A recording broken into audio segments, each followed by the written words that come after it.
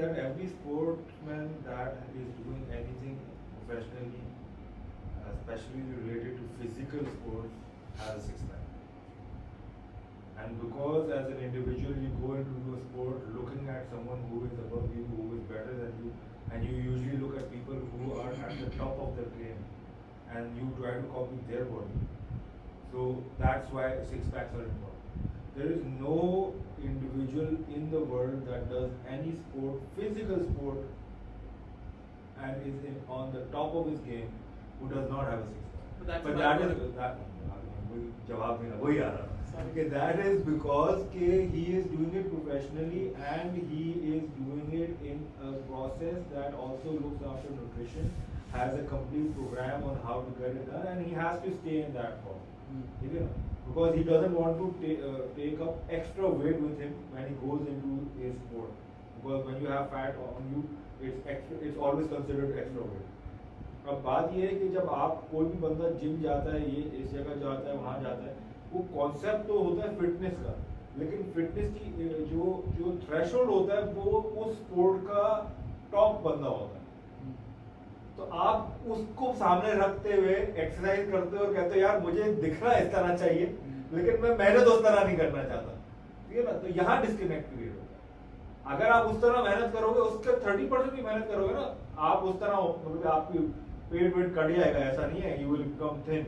You may not have a six pack but you will become thin, you will become fit, आपके aesthetics बहुत अच्छे हो जाएंगे. लेकिन क्योंकि हम विजुअली एक आइडियल सिनेरियो को सामने रखते हैं और उसको इम्प्लीमेंट करना चाहते हैं अपनी डेली बेसिस लाइफ में, that it become very hard. ठीक है ना. अच्छा, वो अचीव ऐसा नहीं अचीवेबल नहीं है, हर बंदे के लिए अचीवेबल है. कि मैंने ये देखा है कि जो बंदा कंसिस्टेंसी से काम करता है, जिम जाता है, या कोई भी स्पोर्ट, एमएमए, जो बंदा कंसिस्टेंसी से एमएमए करता है, I haven't seen any guy who has done MMA consistently in his life who is fat. You haven't? I haven't There are so seen. many. I have seen. There are so many. Even in UFC, even in Strikeforce, even in K1. आपको भी तो Conor McGregor does not do abs at all. नहीं नहीं, I didn't say doing that. I'm not fit. अच्छा मैं बता रहा हूँ. ठीक है ना. Who is fat? Yes, Sorry, yes, who is yes. fat? Who Roy- does MMA consistently and is fat? आप जो कॉर्नर वो फैट की डेफिनेशन में नहीं अच्छा आएगा. फैट पे आ जाए चले.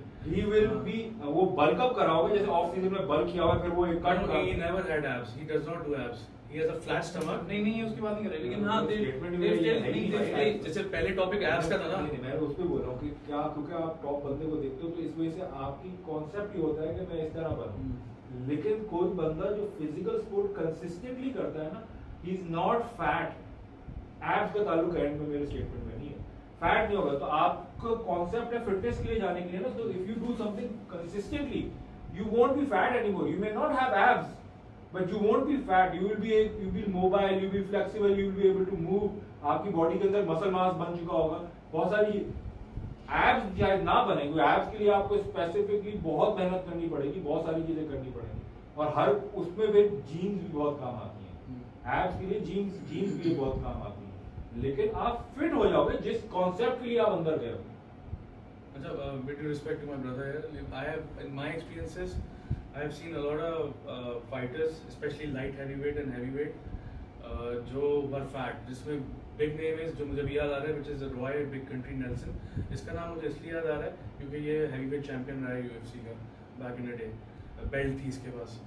He was fat. और उसका जो स्टाइल था ना, जीतने के बाद जो सिंबॉलिक था, वो रिंग कैनवस उसके ऑक्टागन के उस पे बॉर्डर पे बैठ के ऊपर अपने पेट पे ऐसे ऐसे हाथ मारता था.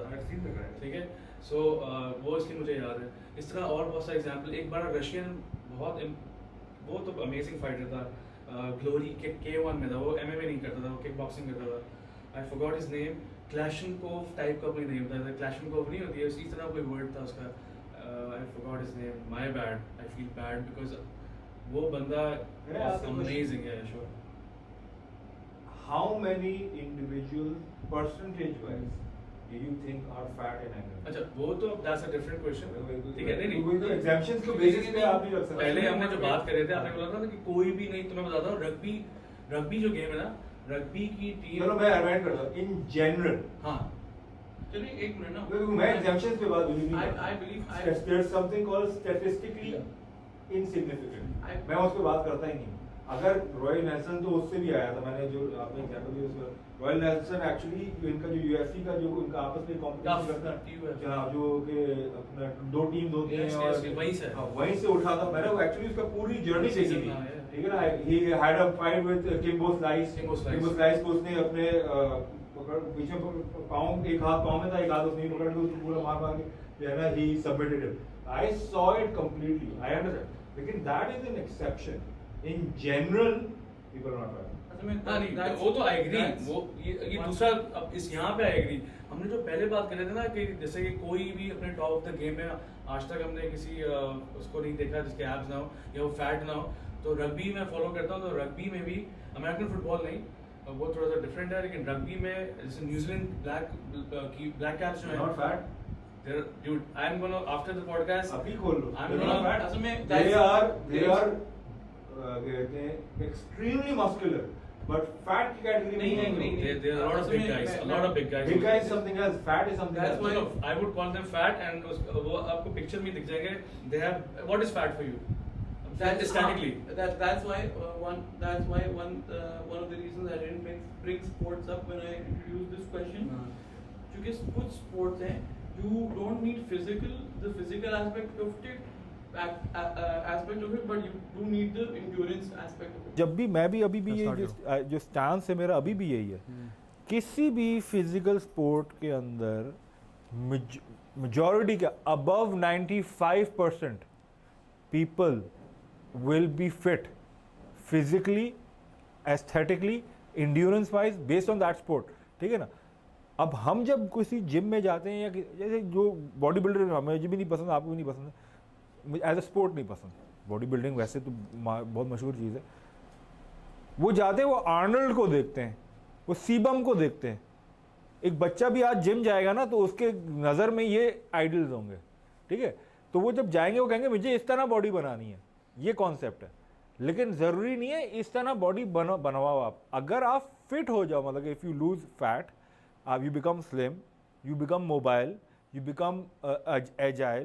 That is what fitness actually is. Plus human nature, ये human nature है. जब भी हम किसी चीज़ को कोशिश करते हैं कि हम लोग किसी चीज़ को किसी पाथ पे चलें, तो हम उस फील्ड में जो बेस्ट को देखते हैं ना. उसको बेस्ट को देखते हैं. तो मैंने ये बोला ना, बिजनेस में आप जाओ, बिजनेस में आप बेस्ट को देखते हो.